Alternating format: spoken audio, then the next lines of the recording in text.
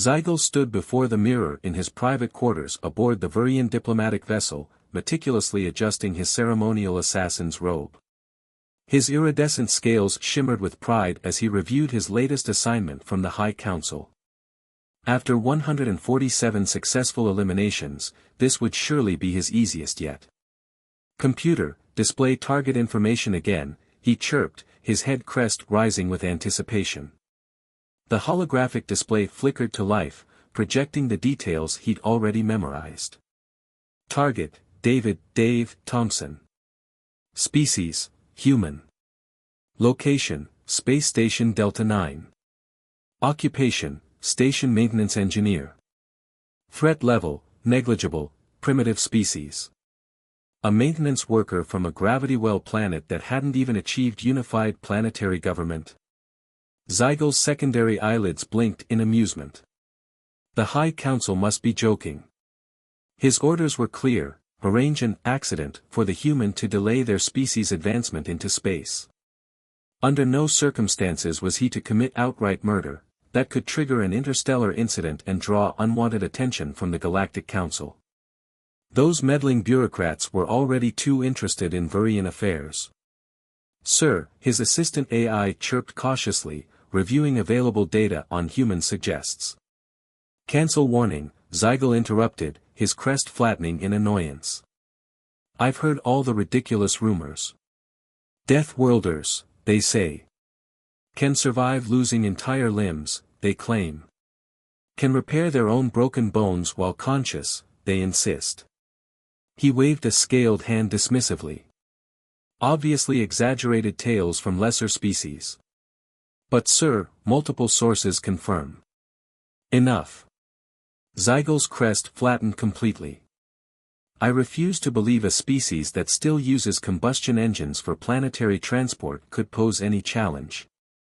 They don't even have proper genetic modification technology."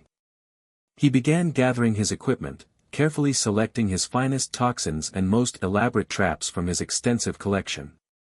Each item was a masterpiece of subtle lethality, refined through centuries of Vurian assassination techniques. "This Dave character is simply a maintenance worker who somehow convinced the station council to allow a primitive aboard," he muttered, packing a particularly nasty neurotoxin extracted from the deep seas of Xenon 7. "It's practically my duty to remove him before he accidentally destroys something valuable." As Zygal boarded his shuttle to Station Delta 9, he reviewed his initial plan. The neurotoxin from the Crimson Peaks of Vega 7 seemed like a good starting point. Even the hardiest species couldn't survive that. The shuttle's AI made one final attempt: "Sir, regarding humans and toxins, log entry. Beginning operation remove primitive," Zygal announced, completely ignoring the AI. "Estimated completion time, 1 standard cycle. Method elegant and untraceable." He settled into his seat, watching the stars streak past. "This will be my easiest assignment yet." The shuttle docked smoothly with Station Delta 9, and Zygal slithered gracefully into the arrival area. He'd replaced his ceremonial robes with standard diplomatic attire, blending seamlessly with the station's diverse population of interstellar visitors. As he checked in with station security, a loud whistling echoed down the corridor. A pink-skinned biped in a grease-stained jumpsuit walked past, carrying what appeared to be a primitive kinetic energy tool called a wrench. The human was actually whistling an off-key tune while heading toward the station's primary reactor section. "Excuse me." The human paused, smiling broadly at Zygal. "You look lost. Need directions?" "No, thank you," Zygal replied stiffly, fighting the urge to recoil from the primitive.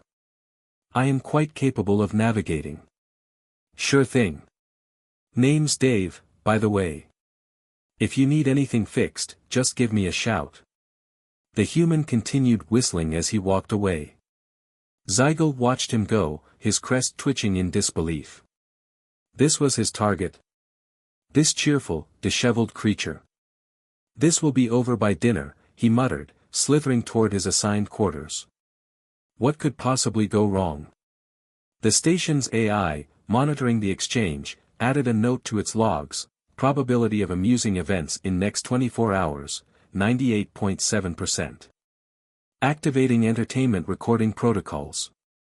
Over the next few days, Zygal meticulously prepared his first attempt. He'd selected a particularly nasty toxin from his collection, the infamous Virian fire extract. The substance was so potent it was classified as a Class 1 biological weapon on 17 different worlds. Even a single drop had been known to dissolve the digestive systems of most carbon-based life forms. He carefully crafted his cover story, a diplomatic gesture of sharing his homeworld's cultural heritage. The liquid's deep red color and slight luminescence made it appear exotic enough to pique interest but not suspicious enough to trigger the station's security protocols. When Dave arrived at the station's communal dining area for his lunch break, Zygal was ready. He'd positioned himself at the perfect intersection of casual and deliberate. "Ah, Dave." Zygal called out, forcing his crest to remain relaxed despite his anticipation. "I wanted to thank you for your welcome yesterday. I brought a traditional delicacy from my homeworld to share." Dave's face lit up with genuine interest. "No kidding. That's awesome. I love trying new things. What is it?" "This," Zygal said reverently, removing the ornate vial, "is the sacred fire extract of Verta Prime. Our warriors use it in coming-of-age ceremonies. Very few species can even handle being in the same room with an open container." He paused dramatically. "I wouldn't normally offer it to a less advanced species, but you seemed friendly." Dave peered at the vial with childlike curiosity. "Neat. Is it like a hot sauce?" "Hot sauce?" Zygal's translator struggled with the concept. "Yeah, you know, spicy stuff you put on food to give it kick." "Well, actually, it's a highly dangerous, yes, something like that," Zygal corrected himself smoothly. "Though I should warn you, even a single drop has been known to cause immediate." Before he could finish his warning, Dave had already uncapped the vial and dumped a generous portion over his food cube. "Wait." Zygal's crest stood straight up in horror. "That's enough to kill a kraken beast." Dave took a huge bite and chewed thoughtfully. His face reddened slightly. "Oh man," Dave said, grinning. "This is great. Has a nice kick to it. Kind of like a mix between ghost pepper and Trinidad scorpion. Could use a bit more heat though. You got any more?" Zygal's jaw dropped, his scales turning pale. "More heat? Yeah, this would be perfect for the chili cook-off next week. Been looking for something to give my recipe an edge." Dave proceeded to finish his entire meal, then licked the remaining sauce from his fork. "Mind if I keep this? I'll bring you some of my chili when I make it." But you should be dead," Zygal whispered, his crest drooping in confusion. "What was that?" "I said it's all yours," Zygal managed weakly. "Thanks, buddy. You're the best." Dave checked his chronometer. "Oops, break's over. Got a plasma conduit leak to fix. See you around." As Dave walked away, whistling again, Zygal slumped in his seat. He pulled out his communicator and made a log entry, Day 1, Attempt 1, failed. Subject appeared to enjoy the deadliest poison in the Virian arsenal. Note to self, research ghost pepper and Trinidad scorpion, possibly new biological weapons.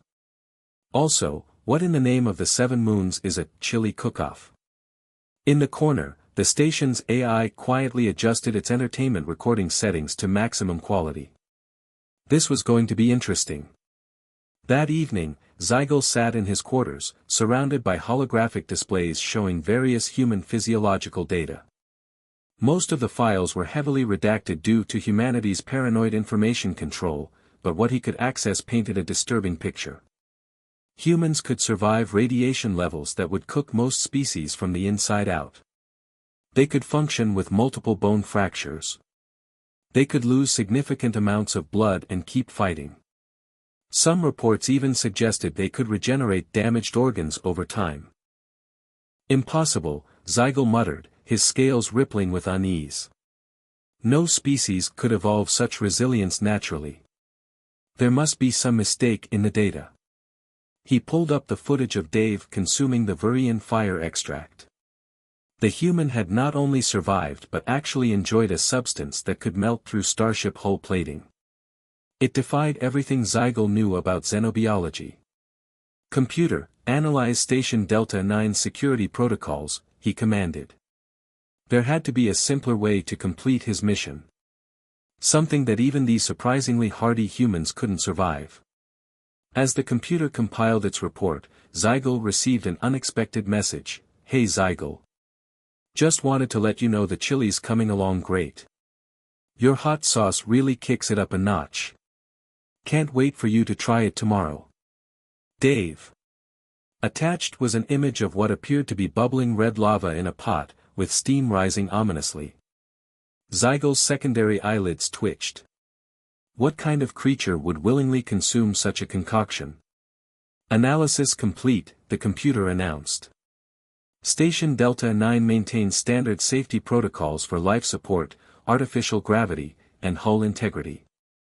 All critical systems have multiple redundancies and fail-safes." Zygal's crest perked up. "Show me the maintenance access points for life support systems." The computer displayed a detailed schematic of the station's environmental control network. Zygal noticed that Section 7B had an airlock that required regular seal maintenance that was scheduled for tomorrow, according to the duty roster. A plan began forming in his mind. Humans might be surprisingly resistant to toxins, but they still needed oxygen to survive. No species could survive hard vacuum for more than a few seconds. "Computer, begin compiling data on human vacuum survival times," Zygal ordered as he started preparing for his next attempt. This time, he would not fail. In the station's security office, the AI continued recording, its probability algorithms predicting an even more entertaining sequence of events to come. It sent a subtle alert to the medical bay, just in case, though its calculations suggested that the one who would need medical attention probably wouldn't be the human. The first part of Zygal's story was just beginning, and already the universe seemed to be laughing at his assumptions. Little did he know that his mission to eliminate one simple maintenance worker would become a masterclass in human resilience, adaptability, and their inexplicable ability to treat deadly situations as mild inconveniences. And somewhere in the station, Dave was happily adding even more Virian fire extract to his chili, humming a tune about riding through the desert on a horse with no name.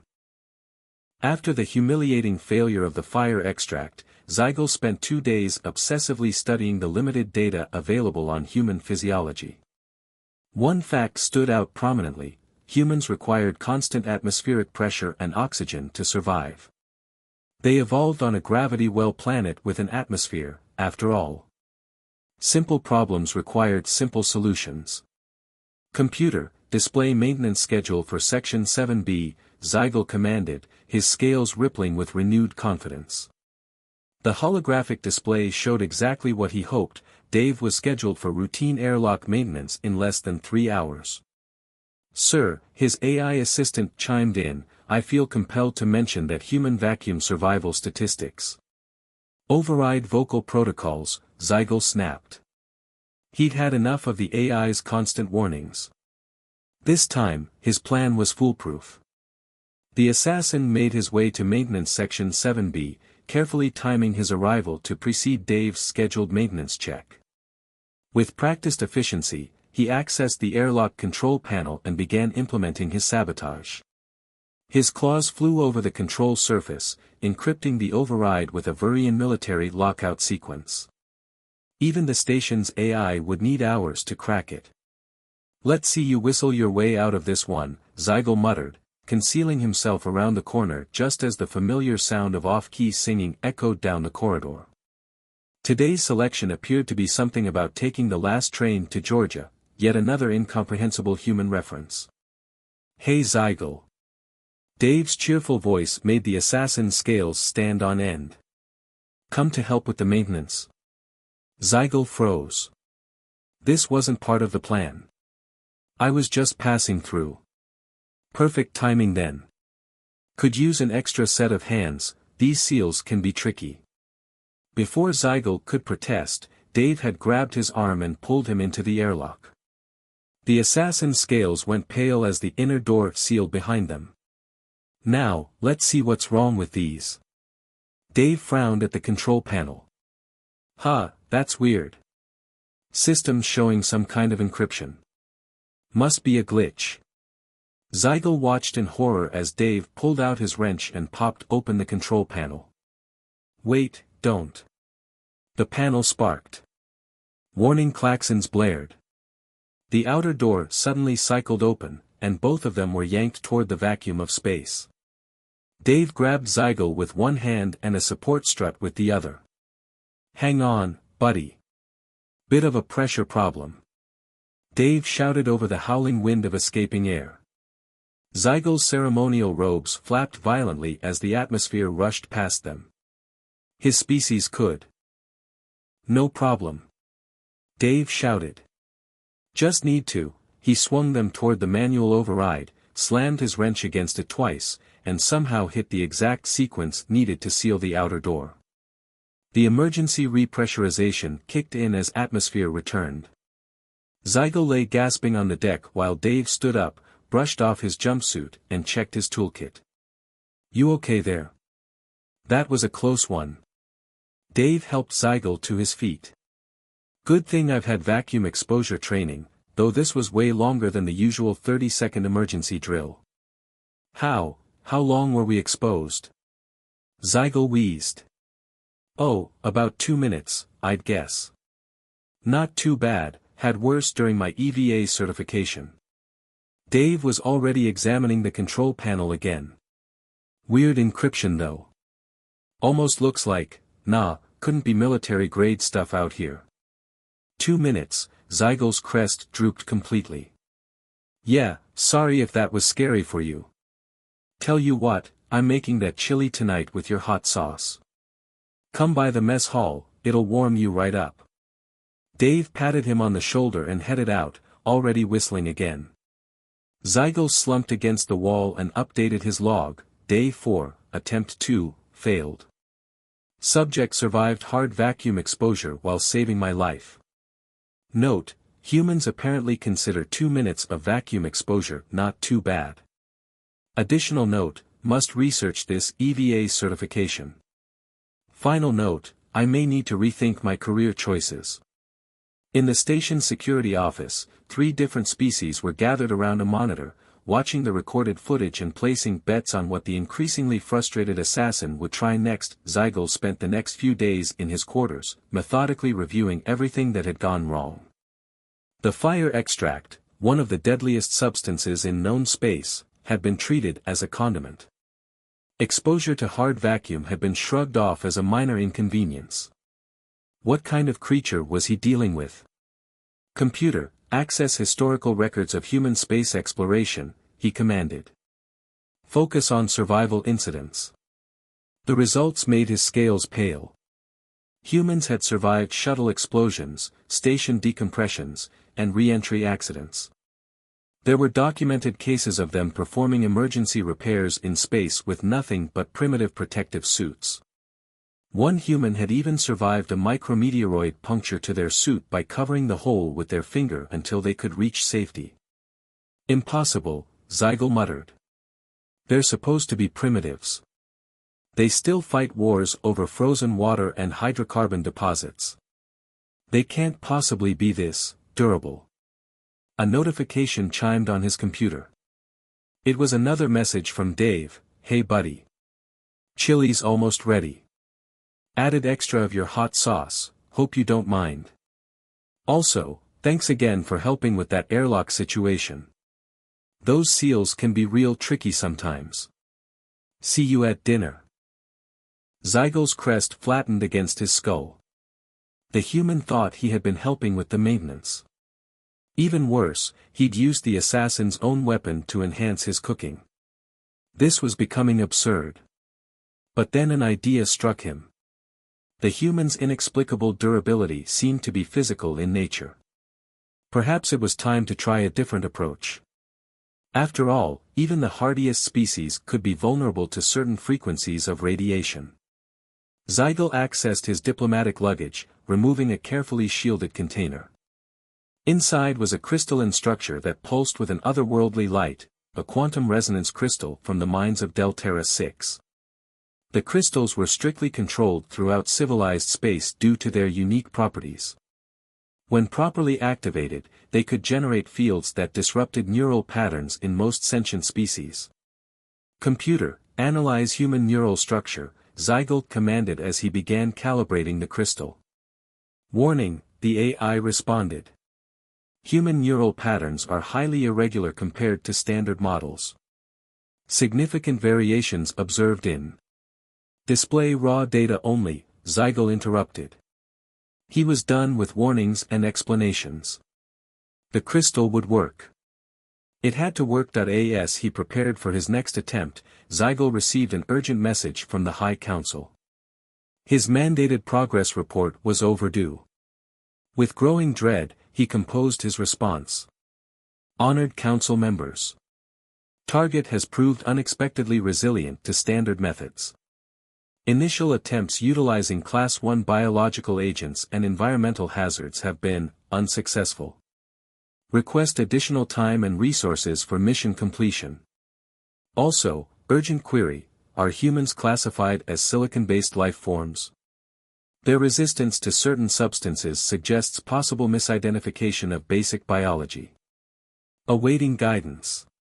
Senior Eliminator Zygal." The response came almost immediately, request for extension granted. Note, human biological classification is correct, carbon-based as previously documented. Additional note, Council members request detailed report on this chilly substance mentioned in your field notes. Possible weapon application. Zygal stared at the message for a long moment, his secondary eyelids twitching in disbelief. Even the High Council was becoming fascinated by human culinary practices. This mission was quickly becoming the most bizarre assignment of his career. A series of alarms suddenly blared throughout the station. "Warning, irregular energy readings detected in Engineering Section C. Possible quantum fluctuation detected." Zygal's crest rose in alarm. That was where he'd hidden the resonance crystal, carefully calibrated to activate during Dave's next maintenance round. But according to the schedule, the human shouldn't be there for another 3 hours. "Computer, locate maintenance worker Dave Thompson." Dave Thompson is currently in Engineering Section C, responding to reported plasma conduit fluctuations. But his shift doesn't start for. Subject arrived early, citing gut feeling about that wonky conduit. Zygal rushed toward engineering, his scales shifting colors in agitation. He had to reach the crystal before. The station shuddered slightly, and the alarm stopped. Zygal arrived at Engineering Section C to find Dave emerging from the access tunnel, covered in some kind of phosphorescent residue and grinning broadly. "You'll never believe what I found in there," Dave exclaimed upon seeing Zygal. Some kind of crazy crystal thing was interfering with the plasma flow. Almost looked like one of those fancy quantum widgets they warned us about at the academy. Good thing I noticed something was off, could have caused all kinds of problems with the artificial gravity. Zygal stared at the human, who was literally glowing with residual quantum energy that should have reduced any normal being's neural system to random chaos. "You noticed something was off?" "Yeah, you know that feeling you get when something just isn't quite right? Like a humming that's slightly out of tune. Drives me nuts until I track it down." Dave held up a bag containing the remains of the crystal, now inert and harmless. "Gonna turn this over to station security. Probably fell out of someone's luggage or something." "Probably," Zygal managed weakly. "Oh hey, before I forget, chili's ready. Added some interesting spices I found in the hydroponics bay. I think they might be those ones they warn us never to touch without protective gear, but they smell amazing. You're still coming, right?" As Dave walked away, still glowing slightly and whistling what seemed to be a tune about purple rain, Zygal updated his mission log, Day 7, Attempt 3, failed. Subject appears immune to quantum resonance fields. Additionally, has developed unexplained ability to sense quantum fluctuations through gut feelings. Note to self, research human hydroponics protocols. Additional note, beginning to suspect humans are not as primitive as initially classified. The station's AI, monitoring as always, adjusted its entertainment protocols to include backing up copies of all footage to multiple secure locations. This was turning out to be the most fascinating series of events in its entire operational history. And somewhere in the station's mess hall, a pot of chili bubbled ominously, its contents now enhanced with not only Virian fire extract but also several species of plants that most civilizations had classified as tactical biochemical weapons. The human celebration known as a cook-off was about to begin, and the universe held its breath in anticipation. The annual Station Delta 9 Chili Cook-Off was traditionally held in the main recreation deck, a vast space normally used for interspecies cultural events. Today, that space was filled with dozens of cooking stations, each attended by competitors from various species across the galaxy.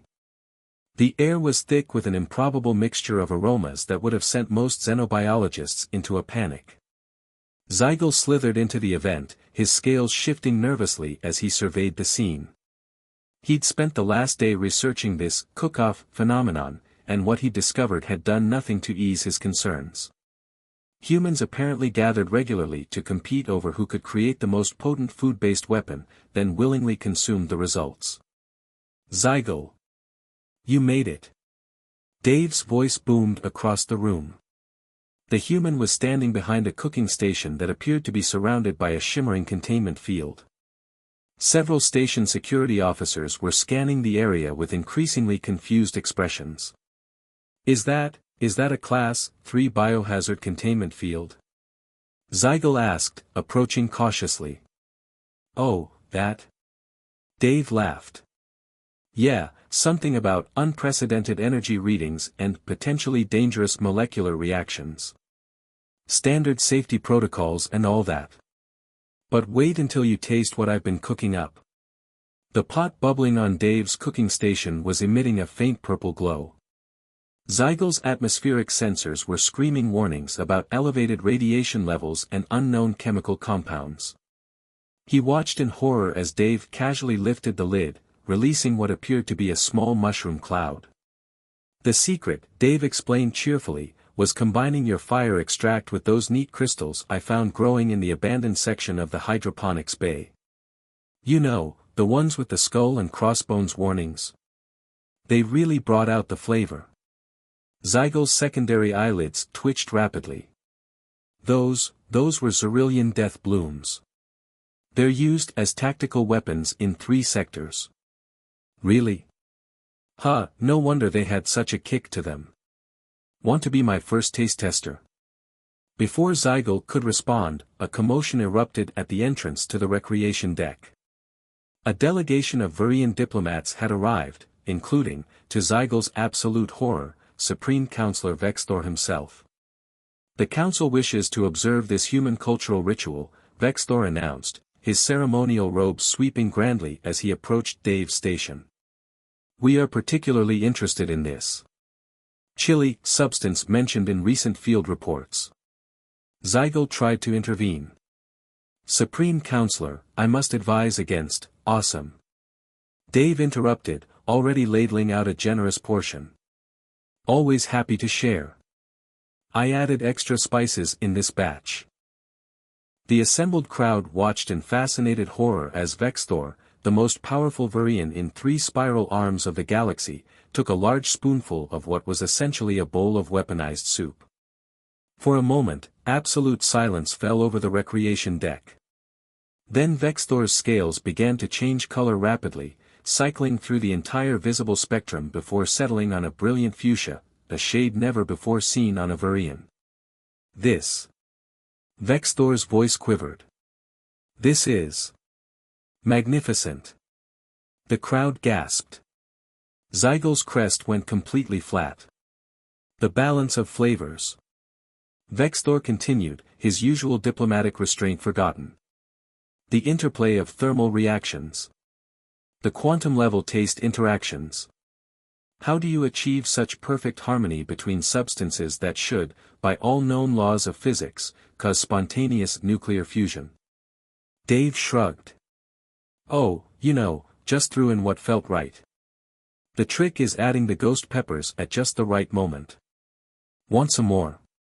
What followed would later be known as the incident of unprecedented culinary diplomacy. Vexthor not only consumed 3 more bowls of Dave's chili but also immediately opened negotiations for a cultural exchange program focused on human cooking techniques. Think about it, Vexthor explained to his stunned advisors, his scales still glowing fuchsia. Any species that can create something this magnificent from substances we use as weapons, imagine what we could learn from them. Meanwhile, the station's medical bay was dealing with an unprecedented situation.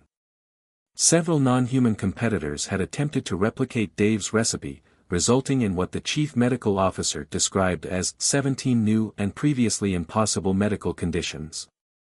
Fascinating, one of the station's xenobiologists muttered, studying readings from a Trilaxian who had turned partially transparent after tasting Dave's chili. The molecular structure of their outer membrane has been temporarily shifted into a quantum superposition. They're technically existing in multiple states simultaneously. Is that dangerous? Asked a concerned nurse. Not really.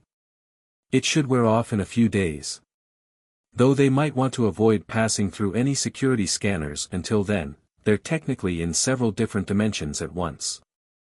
Back at the cooking station, Dave was happily sharing his recipe with an increasingly large crowd of diplomats, scientists, and what appeared to be several covert military observers trying, and failing, to be inconspicuous. The real secret, Dave explained to his rapt audience, is not being afraid to experiment. Like when I noticed that the fire extract seemed to react interestingly with the quantum resonance crystal residue on my uniform, I thought, hey, why not add that to the mix? Zygal, who had been trying to become one with the wall, froze. You deliberately combined a Class 1 biological weapon with quantum resonance energy? Well, sure. The vibrations made the beans cook more evenly. Plus, it created this really cool effect where each spoonful technically exists a few microseconds in the future. Really helps develop the flavors. A team of quantum physicists who had been monitoring the cooking station suddenly burst into excited chatter, furiously taking notes. One of them appeared to be crying tears of joy. He's accidentally invented temporal gastronomy, one physicist whispered reverently. Do you realize what this means for our understanding of space-time? The station's AI, which had been recording everything with gleeful attention to detail, noted that its entertainment subroutines were approaching maximum capacity. It began composing what would become the most cited research paper in xenobiology journals, Culinary Quantum Mechanics, a case study in human innovation and improbable survival rates. As the event continued, Zygal received an urgent message from the High Council. His mission parameters had been updated. New objective, preserve human Dave Thompson at all costs. His culinary innovations have been classified as a crucial strategic resource. Also, obtain complete recipe documentation. Previous elimination order rescinded.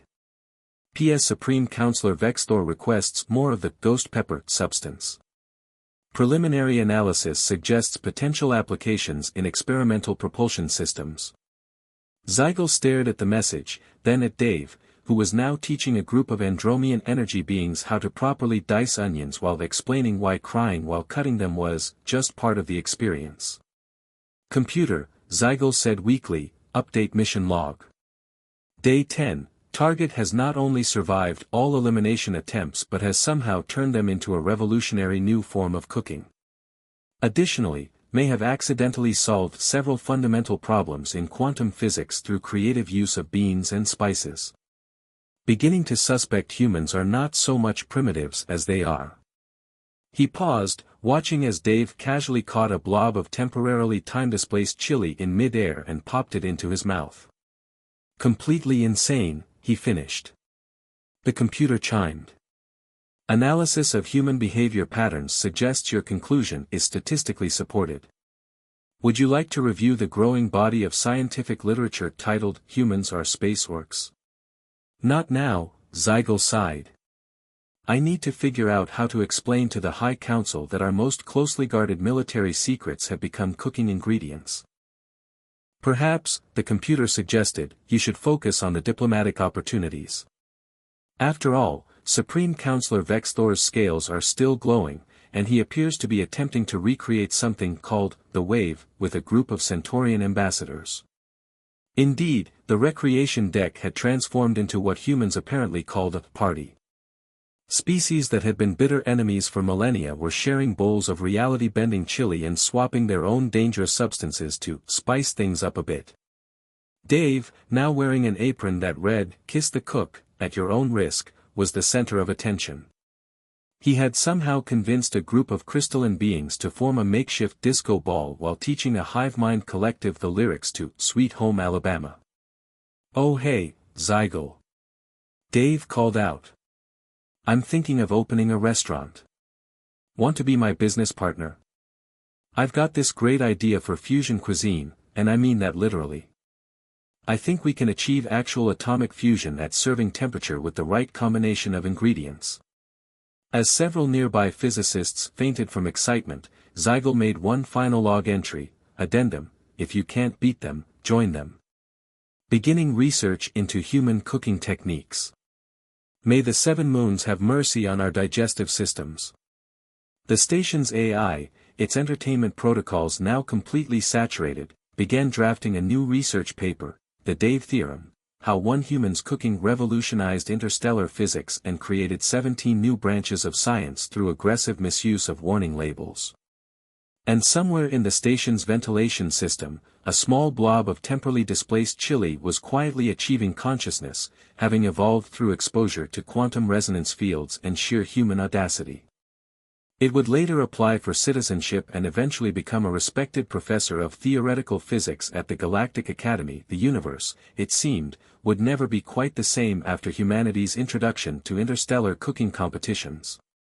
And it was all because one assassin had chosen the wrong human to eliminate. In the aftermath of the legendary chili cook-off, Station Delta 9 had changed dramatically. The recreation deck was still undergoing decontamination from various quantum gastronomy experiments. 3 new fields of physics had been named after Dave, and Supreme Counselor Vexthor's scales hadn't stopped glowing fuchsia. The Vurian Diplomatic Corps had even established a permanent, culinary research division. But Zygal wasn't celebrating. Despite his new orders to protect Dave, his professional pride had taken a serious blow. No target had ever survived his elimination attempts, let alone turned them into cooking ingredients. He needed one last attempt, not to kill but to at least prove he could inconvenience the human. "Computer," he announced in his quarters, "begin Operation Minimal Inconvenience." "Warning," the AI responded. "Previous attempt statistics suggest." "Display mission parameters only," Zygal interrupted. He'd learned to ignore the AI's warnings about humans. Instead, he focused on the holographic display showing his latest plan. The scheme was simple: trigger a minor malfunction in the station's artificial gravity system during Dave's shift. Nothing dangerous, just enough to make the human float around inconveniently for a few hours. Zygal had even timed it to coincide with Dave's lunch break. No one would get hurt, but at least the human sandwich would be ruined. What Zygal didn't know was that his seemingly minor interference would cascade into one of the most bizarre crises in station history. It started simple enough. At exactly 1,200 hours station time, Zygal activated his gravity disruption device. The effect was immediate. In section C7, where Dave was scheduled to have lunch, the artificial gravity began to fluctuate. But Dave wasn't there. Instead, he was in the primary reactor core, whistling, "Stayin' Alive," while making what he called, preventive repairs. "Funny feeling about the reactor today," Dave had told his supervisor earlier. "Like that tingle you get when you've eaten too many quantum-spiced tacos, you know." The gravity fluctuation, meant for the cafeteria, instead affected the reactor's containment systems. This triggered an automated response in the cooling systems, which caused a power surge in the environmental controls, which made the station's AI briefly speak in limericks, which somehow led to all the coffee machines gaining sentience. Zygal watched in horror as his simple plan spiraled out of control. Warning klaxons blared throughout the station. Alert, multiple system malfunctions detected. Reactor stability at 47%. Environmental systems reciting Shakespeare. Coffee machines unionizing. Please remain calm. The station's security office erupted into chaos. Officers from 17 species tried to coordinate a response, but their efforts were hampered by the fact that their communication system would only transmit in interpretive dance. Status report. Station Commander Zelrix demanded, floating upside down due to the gravity fluctuations. The good news, her chief engineer reported, is that the reactor hasn't exploded. The bad news is that it's currently trying to achieve enlightenment through meditation. The coffee machines have presented their demands, another officer added. They want better working conditions and premium beans. Also, they've started a book club. What about the environmental systems? They've finished with Shakespeare and moved on to experimental poetry. Life support is currently expressing itself through abstract jazz. Meanwhile, Dave was in his element. The human moved through the chaos like a duck in water, seemingly unaffected by the random gravity shifts that sent everyone else tumbling. No problem, he announced cheerfully, floating past a group of panicked officials while carrying what appeared to be a toolbox full of highly illegal technical solutions. Just need to adjust a few things. Zygal watched through the security feeds as Dave proceeded to negotiate a labor agreement with the coffee machines using what he called basic barista diplomacy. Convince the reactor to postpone enlightenment until after its shift. Rewire the environmental systems using a paperclip and what appeared to be leftover chili sauce. Fix the gravity by hitting specific panels with his wrench in what he claimed was just a little percussive maintenance. How? Zygal demanded of his AI. How is he doing this? Analysis suggests, the AI responded, that human Dave Thompson's actions defy conventional logic in ways that actually stabilize local reality through sheer audacity.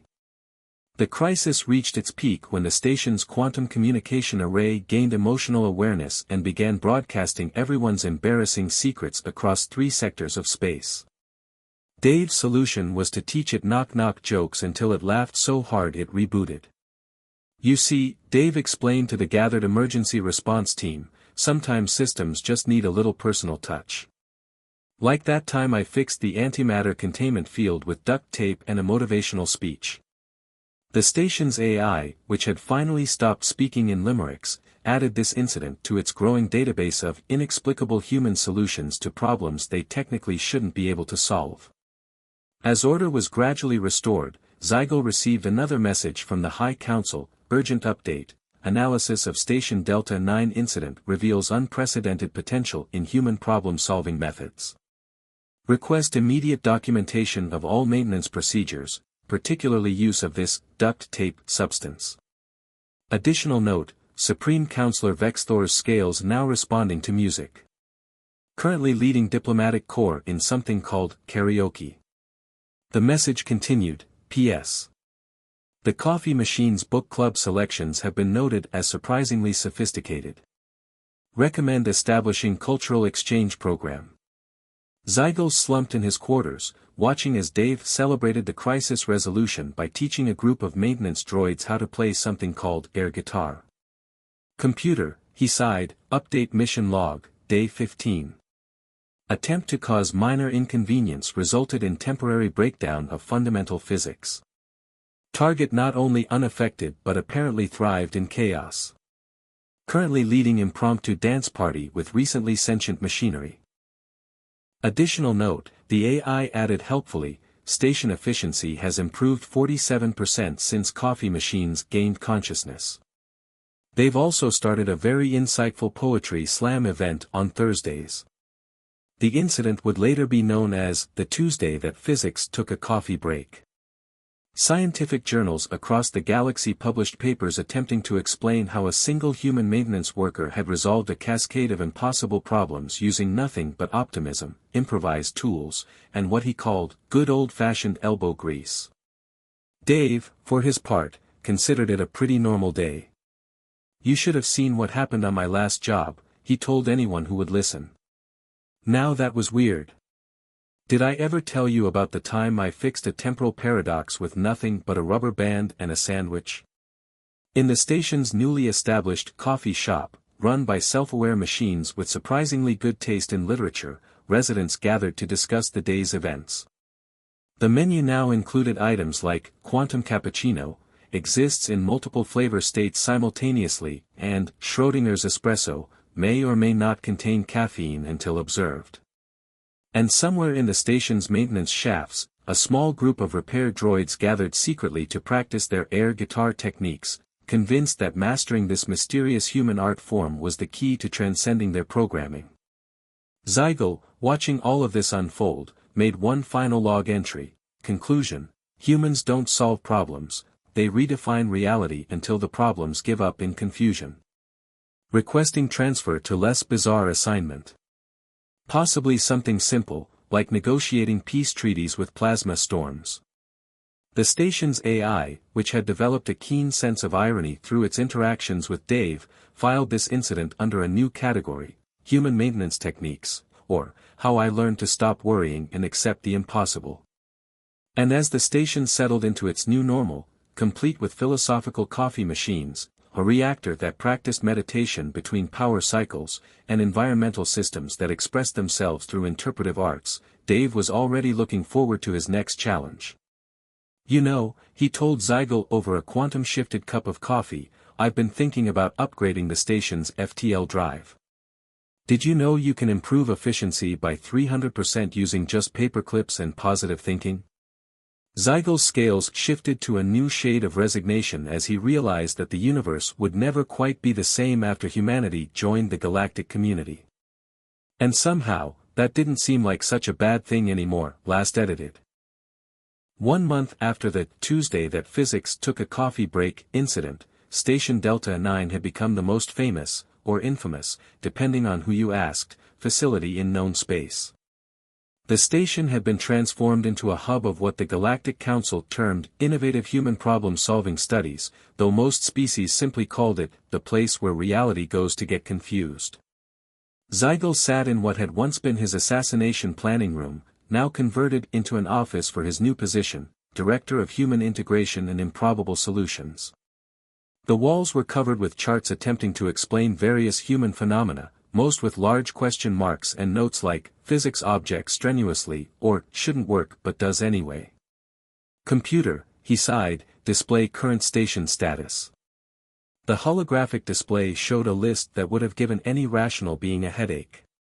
Coffee machine union successfully negotiated better benefits, now offering interdimensional lattes. Station reactor achieved temporary enlightenment during scheduled meditation break. Environmental systems won galaxy-wide poetry contest. Dave installed improvements to artificial gravity using rubber bands and optimism. 3 new branches of physics established to explain last Tuesday's maintenance report. Supreme Counselor Vexthor's scales now perform light shows during diplomatic meetings. "Sir," his AI assistant chimed in, "the Galactic Council's research team has arrived to begin their study of human maintenance techniques." "Wonderful," Zygal muttered, his scales shifting to a resigned shade of mauve. "And Dave?" "Currently teaching quantum mechanics to the maintenance droids using interpretive dance and metaphors about cooking." The universe, Zygal had learned, had a sense of humor. And it particularly enjoyed jokes involving humans doing impossible things while whistling off-key tunes. In the main conference room, the Galactic Council's top scientists had gathered to present their findings on human nature. Representatives from every major species attended, eager to understand how these supposedly primitive beings kept breaking reality in surprisingly productive ways.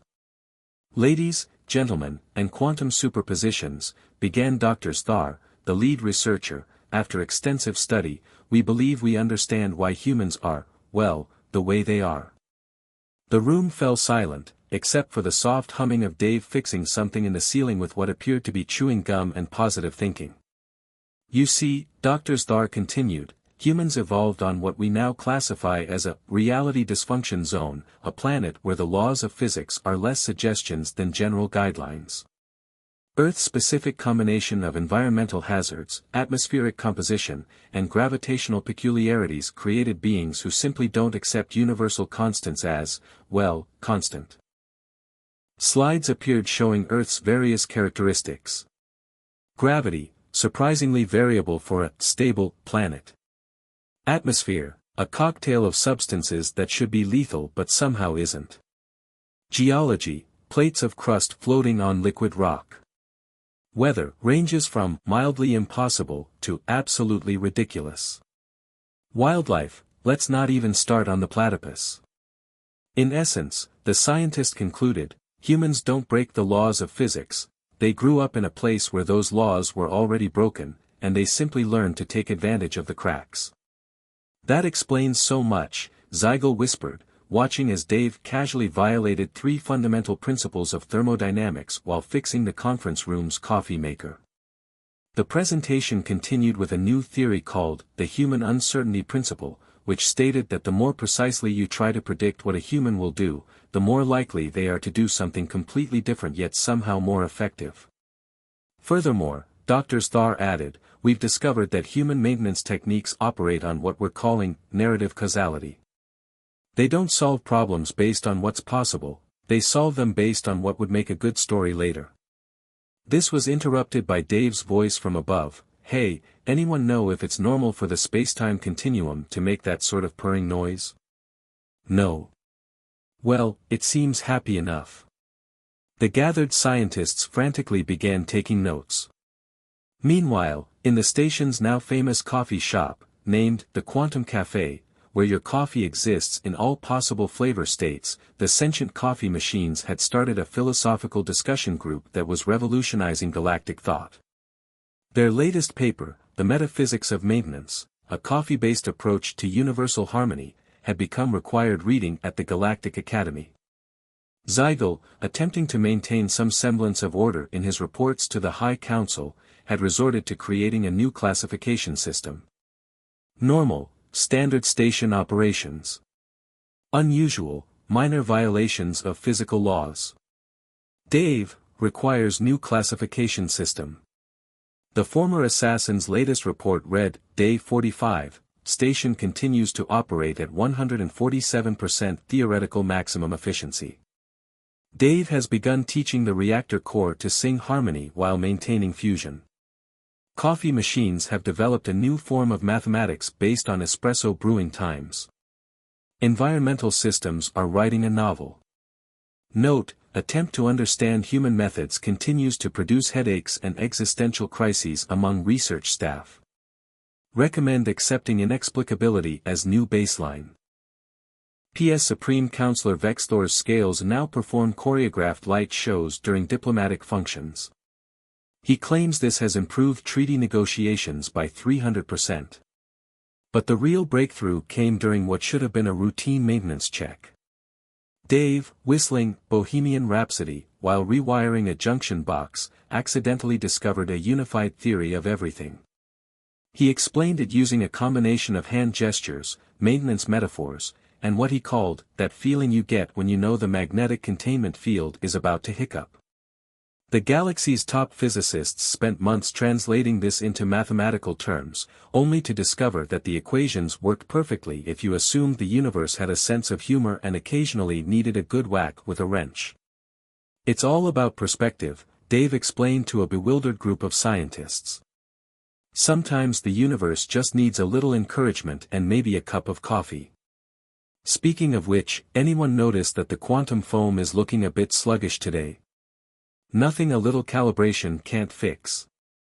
The station's AI, which had evolved to the point of writing its own situation comedies based on daily events, summarized the human condition in its latest report. Humans appear to be glitches in reality who learn to glitch reality right back. As for Zygal, he finally understood why his assassination attempts had been doomed from the start. You can't eliminate someone who treats the laws of physics like polite suggestions. The best you can do is offer them a cup of quantum coffee and enjoy the show. In his final log entry as a former assassin and new student of human maintenance philosophy, Ziegel wrote. Conclusion: the universe is not what we thought it was. It's stranger, more flexible, and apparently responds well to percussion-based repair techniques. Humans didn't break reality, they just showed us it was already broken in fascinating and useful ways. Personal note: have begun taking maintenance lessons from Dave. Yesterday I fixed a temporal paradox with a paperclip and what Dave calls the right attitude. Still not sure how it worked, but the paperclip now exists in all times simultaneously and has started its own social media platform. Final thought: perhaps the real advanced civilization was the impossibilities we broke along the way. P.S. Dave says the station's coffee machines are planning to publish a cookbook. Supreme Counselor Vexthor has already ordered 1 million copies. May the 7 moons help us all.